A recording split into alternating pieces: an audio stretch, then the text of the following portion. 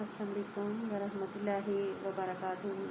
بسم اللہ الرحمن الرحیم۔ شروع اللہ تعالیٰ کے نام سے جو بڑا مہربان نہایت رحم فرمانے والا ہے۔ آج ہم آپ کے سامنے والدین سے سلوک کے آداب پیش کریں گے اور اس پہ غور ضرور کرنا۔ ماں باپ کے ساتھ اچھا سلوک کیجیے اور اس حسن سلوک کی توفیق کو دونوں جہاں کے سخاوت سمجھیں۔ دونوں جہاں کی سخاوت سمجھیں۔ خدا کے بعد انسان پر سب سے زیادہ حق ماں باپ کا ہی ہے۔ ماں باپ کے حق کی اہمیت عظمت کا اندازہ اس سے کیجیے کہ قرآن پاک نے جگہ جگہ ماں باپ کے حق کو خدا کے حق کے ساتھ بیان کیا ہے اور خدا کی شکر گزاری کے ساتھ ساتھ ماں باپ کی شکر گزاری کی تاکید کی ہے۔ اور آپ کے رب نے فیصلہ فرما دیا ہے کہ تم اس کے سوا کسی کی بندگی نہ کرو اور والدین کے ساتھ نیک سلوک کرو۔ حضرت عبداللہ بن مسعود کہتے ہیں، میں نے نبی صلی اللہ علیہ وآلہ وسلم سے پوچھا، کون سا عمل خدا کو سب سے زیادہ محبوب ہے؟ نبی صلی اللہ علیہ وآلہ وسلم نے فرمایا، وہ نماز جو وقت پر پڑھی جائے۔ میں نے پھر پوچھا، اس کے بعد کون سا عمل خدا کو سب سے زیادہ محبوب ہے؟ فرمایا، ماں باپ کے ساتھ حسن سلوک۔ میں نے پوچھا، اس کے بعد؟ فرمایا، خدا کی راہ میں جہاد کرنا۔ حضرت عبداللہ رضی اللہ تعالیٰ عنہ فرماتے ہیں کہ ایک آدمی نبی صلی اللہ علیہ وآلہ وسلم کی خدمت میں حاضر ہوا اور کہنے لگا، میں آپ کے ہاتھ پر ہجرت اور جہاد کے بیعت کرتا ہوں اور خدا سے اس کا اجر چاہتا ہوں۔ نبی صلی اللہ علیہ وآلہ وسلم نے پوچھا، کیا تمہارے ماں باپ میں سے کوئی ایک زندہ ہے؟ اس نے کہا، جی ہاں، بلکہ خدا کا شکر ہے دونوں زندہ ہیں۔ آپ صلی اللہ علیہ وآلہ وسلم نے فرمایا، تو کیا تم واقعی خدا سے اپنی ہجرت اور جہاد کا بدلہ چاہتے ہو؟ اس نے کہا، جی ہاں، میں خدا سے اجر چاہتا ہوں۔ نبی صلی اللہ علیہ وآلہ وسلم نے ارشاد فرمایا، تو جاؤ اپنے ماں باپ کی خدمت میں رہ کر ان کے ساتھ نیک سلوک کرو۔ حضرت ابو حمامہ رضی اللہ تعالیٰ عنہ فرماتے ہیں کہ ایک شخص نے نبی صلی اللہ علیہ وآلہ وسلم سے پوچھا، یا رسول اللہ، ماں باپ کا اولاد پر کیا حق ہے؟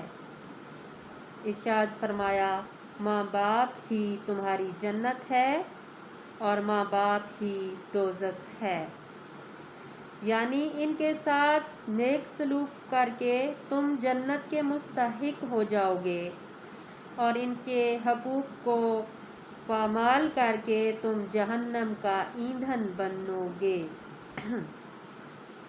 والدین کے شکر گزار رہیں۔ محسن کی شکر گزاری اور احسان مندی شرافت کا اولین تقاضا ہے، اور حقیقت یہ ہے ہمارے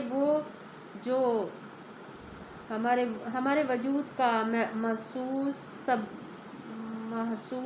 سبب والدین ہے۔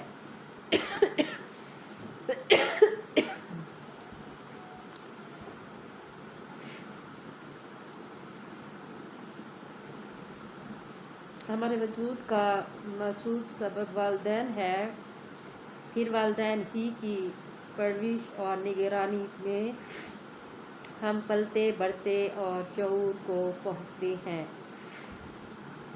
اور وہ جس غیر معمولی قربانی، بے مثال جان فحاشانی اور انتہائی شفقت سے ہماری سرپرستی فرماتے ہیں، ان کا تقاضا ہے کہ ہمارا سینہ ان کی عقیدت مندی اور احسان مندی اور عظمت و محبت سے سرشار ہو، اور ہمارے دل کا ریشہ ریشہ ان کا شکر گزار ہو۔ یہی وجہ ہے کہ خدا نے ہم اپنی شکر گزاری کے ساتھ ساتھ ان کی شکر گزاری کی تاکید فرمائی ہے۔ ہم نے وصیت کی کہ میرا شکر ادا کرو۔ آج مجھے بہت کھانسی ہوئی ہے، شادی پہ گئی تھی تو وہاں پہ پتہ نہیں گلی صحیح نہیں تھا، تو بہت کھانسی ہے کہ میں بولتی ہوں تو مجھے کھانسی شروع ہو جاتی ہے۔ ہم نے وصیت کی کہ میرا شکر ادا کرو اور اپنے ماں باپ کے شکر گزار رہو۔ ماں باپ کو ہمیشہ خوش رکھنے کی کوشش کیجیے اور ان کی مرضی اور مزاج کے خلاف کبھی کوئی ایسی بات نہ کیجیے جو انہیں ناگوارا ہو،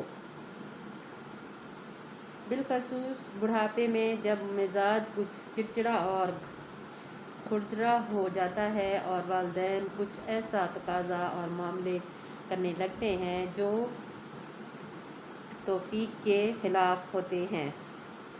اس وقت بھی ہر بات کو خوشی خوشی برداشت کیجیے اور ان کی کسی بات سے اکتا کر جواب میں کوئی ایسی بات ہرگز نہ کیجیے جو انہیں ناگوارا ہو اور ان کے جذبات کو ٹھیس لگے۔ اگر ان میں سے ایک یا دونوں تمہارے سامنے بڑھاپے کی عمر کو پہنچ جائیں تو تم انہیں اف تک نہ کہو، انہیں جھڑکو مت۔ دراصل بڑھاپے کی عمر میں بات کی برداشت نہیں رہتی اور کمزوری کی باعث اپنی ہمت کا احساس بڑھ جاتا ہے، اس لیے ذرا ذرا ایسی بات بھی بڑی محسوس ہونے لگتی ہے، لہٰذا اس نزاکت کا لحاظ کرتے ہوئے اپنے کسی قول و عمل سے ماں باپ کو ناراض ہونے کا موقع نہ دیجیے۔ آمین۔ آج بس اتنا ہی پڑھتی ہوں، میری حالت بہت خراب ہے، دعا کرنا کہ میں ٹھیک ہو جاؤں، مجھے بخار بھی ہے اور میرے گلے میں خراش بھی ہے، تو اللہ تعالیٰ آپ سب کو اپنے حفظ و امان میں رکھے، نیک بنائے، 5 وقت نماز پڑھنے کی توفیق عطا فرمائے، اپنے ماں باپ کا ادب کرنے کی توفیق عطا فرمائے۔ آمین۔ اللہ حافظ۔